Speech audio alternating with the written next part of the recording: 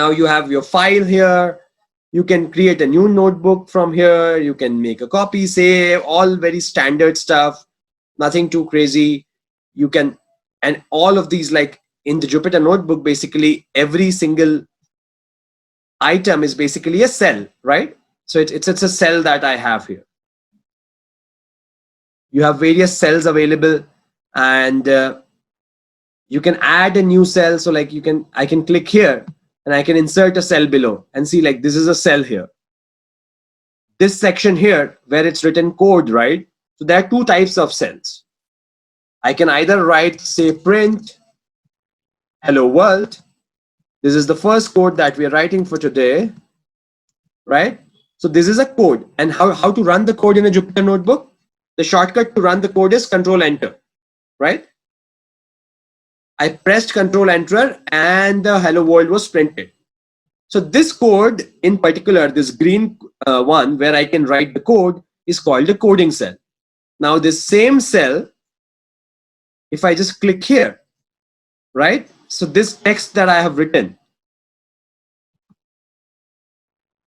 see how this text was written. In this cell, I had written this text and I had written all of this.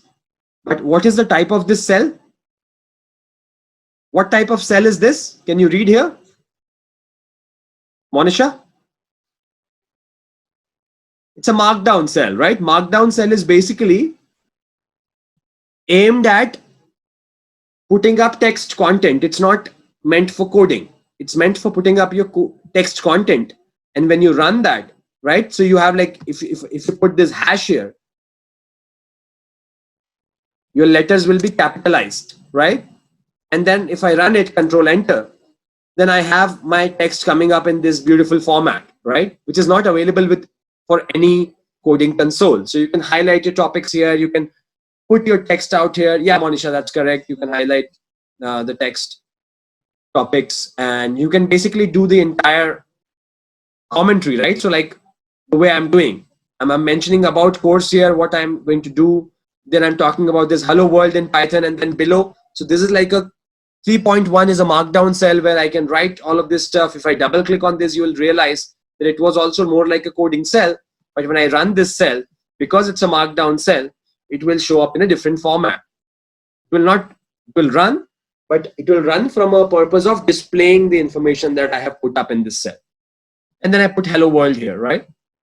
So this is basically each of these individual sections in Jupyter notebooks is basically a cell. The two major types of cells that you will be using is code and markdown cell, right? Of course, there's a heading cell as well, which you could use, but pretty much most of the times, your basic objective will be either to display the text information or to write the code, right? So you have this coding cell here that I have put up, and you can run it, right?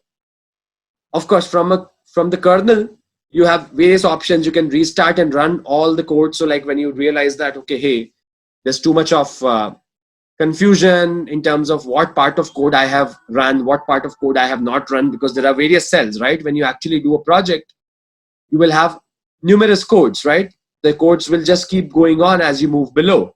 So in those times, what happens is that you're not actually sure which component of the code or till where have you run it, or whether you have run the code once more, or whether you have repeated the code run another time. When you're not sure, right, you can just run the entire thing from this kernel option.